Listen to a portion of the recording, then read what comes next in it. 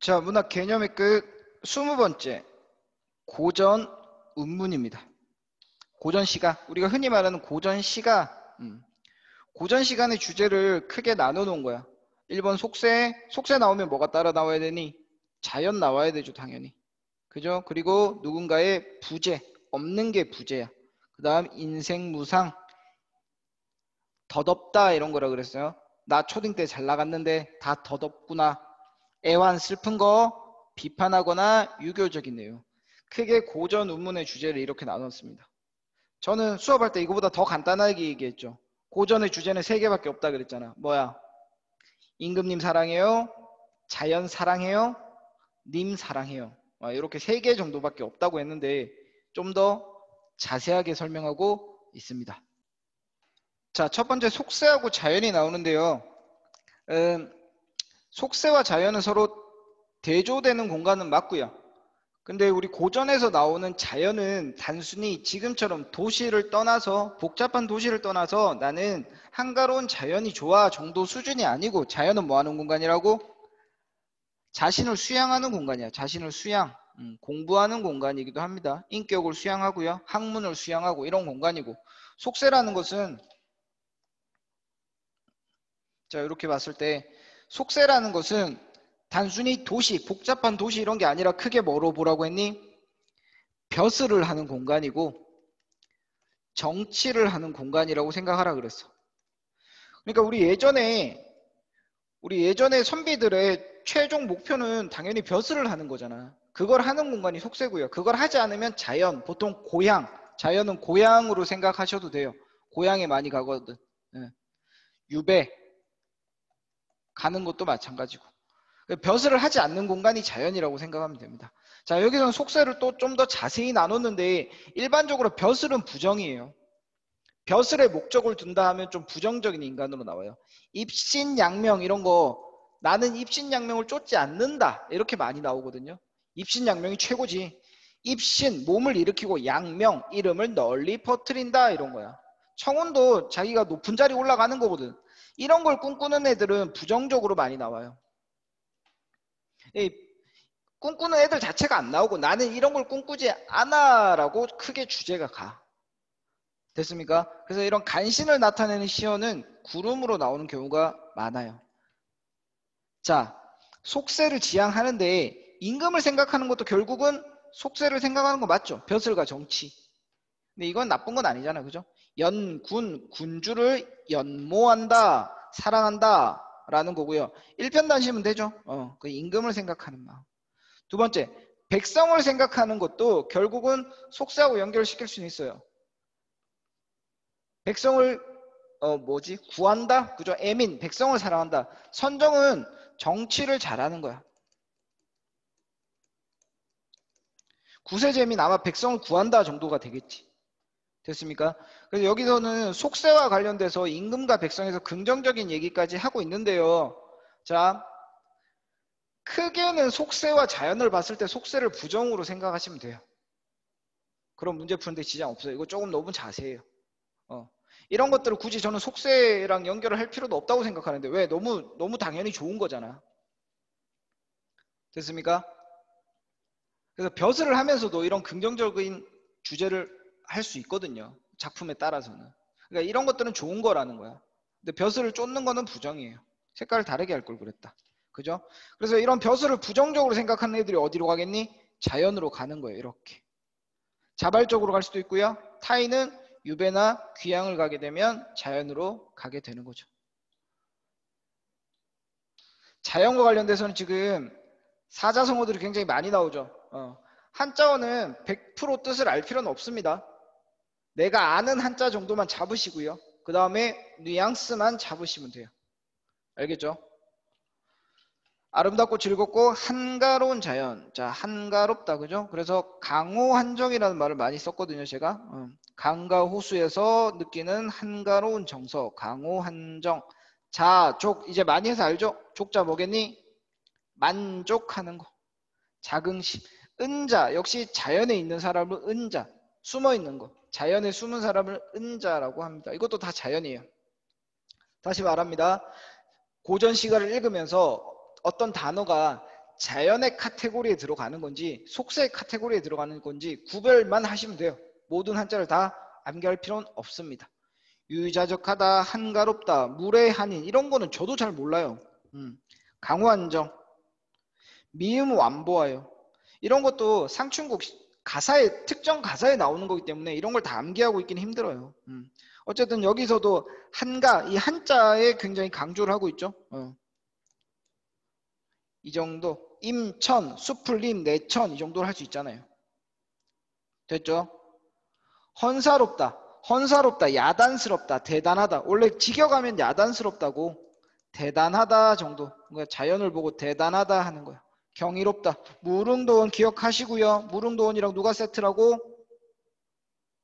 기억해야 돼요. 도화. 복숭아 꽃이 나오면 무릉도원 세트.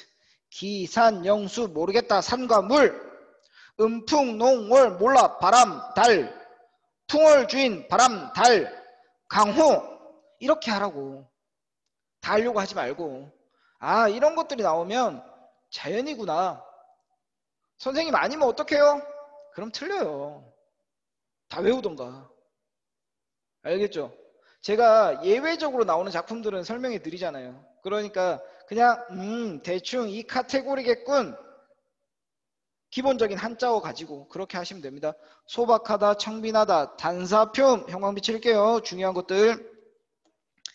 단사표 그거 제가 밥그릇 하나 물컵 하나 그랬죠. 물잔 하나 밥그릇 하나 물잔 하나요. 대나무 광주리 대나무 광주리 같은 데다 밥 퍼고 그 다음에 표주박 있죠. 뭐 이렇게 생기네. 여기다 물 떠먹는 거 이게 단사표음 단표누아. 살림살이가 이거면 충분하다. 안빈낙도 안분지족 당연히 아셔야 됩니다. 그죠? 분수에 만족하는 삶이라고 했어. 분수에 만족한다. 무욕 무심 무심도 우리가 뭐라고 생각하라 그랬니? 욕심이라고 생각하라고. 마음이 없다 그러면 해석이 이상하잖아. 그죠? 욕심이 없다.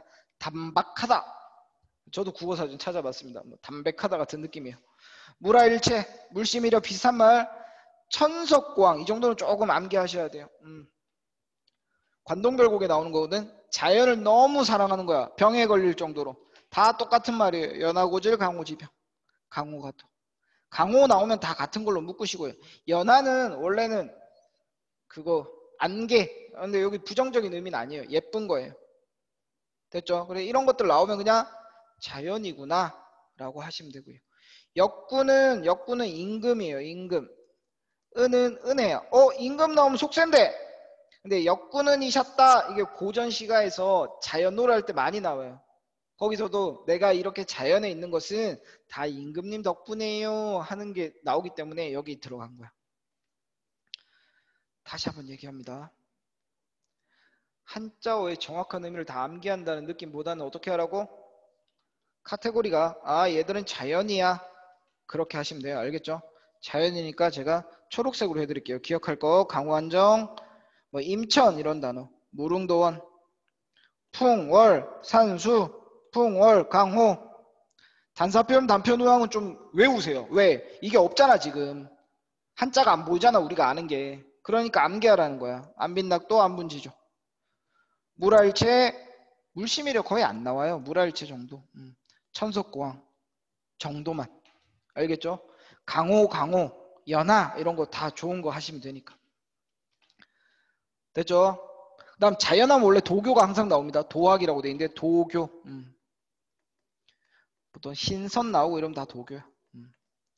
그 다음 술, 악기, 노래. 자 이런 거 나오면요 전부 다 풍류라는 아름다운 이름으로 제가 묶으라 그랬어요. 우리 조상님들이 술 먹고 노래하고 이러면 풍류라는 조금 있어 보이는 단어로 묶어주자. 자 자연이 단순히 이제 좋은 거 떠나서요. 좋은 거보다 더 높은 거야. 뭐 존경한답니다. 뭐 여러 개가 나왔는데요. 딴 거는 잘 없고요. 이거 진달래하고 도화만 좀 기억하세요. 진달래도 그냥 조화 정도예요. 도화 나오면 아까 뭐 얘기했니? 무릉도원 세트로 나오니까 기억하시고요. 난 겨울에 변하지 않는 애들. 매, 난, 국죽, 소나무 제가 중요하다 그랬죠? 매, 난초 빠져있네요. 난초도 그냥 넣어드립시다. 매, 난, 국죽, 대나무, 소나무까지. 얘들 나오면 전부 다 지조, 절개. 그래서 충. 축 나오면 밑에 나오는데 유교적인 내용이다라고 정리하시면 돼요. 그다음 마지막 농사 짓는 것과 관련된 것도 간혹 나옵니다. 그냥 이런 게 있구나. 상부상조 정도는 알죠? 농사 짓는 얘기도 간혹 나온다.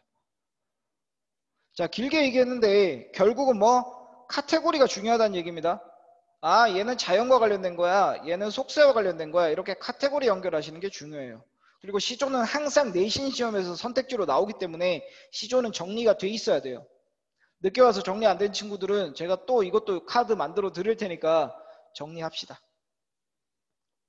되니 자, 마지막 5개 남았네. 자, 부재 없는 거야. 누구? 임금이 없으면 충이겠죠.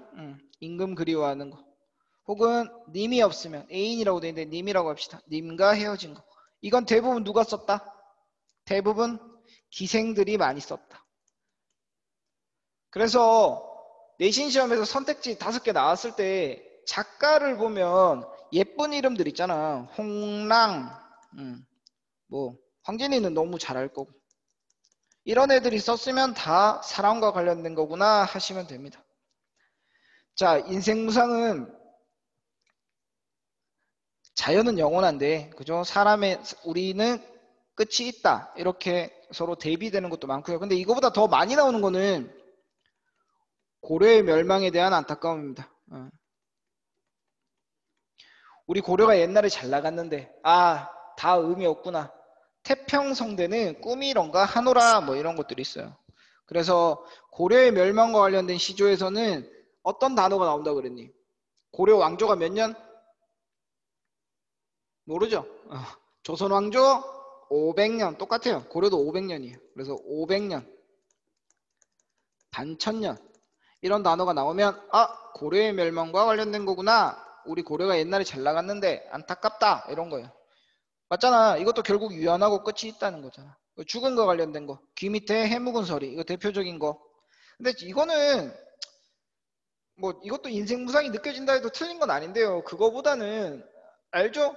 귀 밑에 해묵은 서리를 녹여볼까 하노라 하는 시조 있잖아. 춘산에 눈 녹인 바람 건듯 불고 간디 없다. 모르시는 친구들은 찾아봐. 안 찾아보겠지만.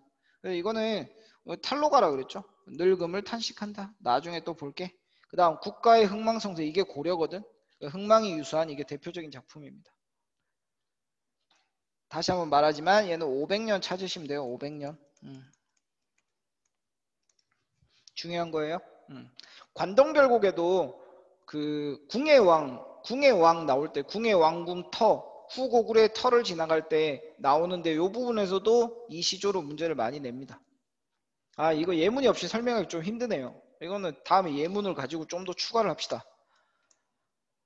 자, 애완 슬픈 겁니다. 그냥 가난한 시집살이 유랑은 떠돌아다니는 거 그렇구나 하시면 되죠. 비판, 간신 비판, 간신은 대표적으로 구름이라 그랬고요.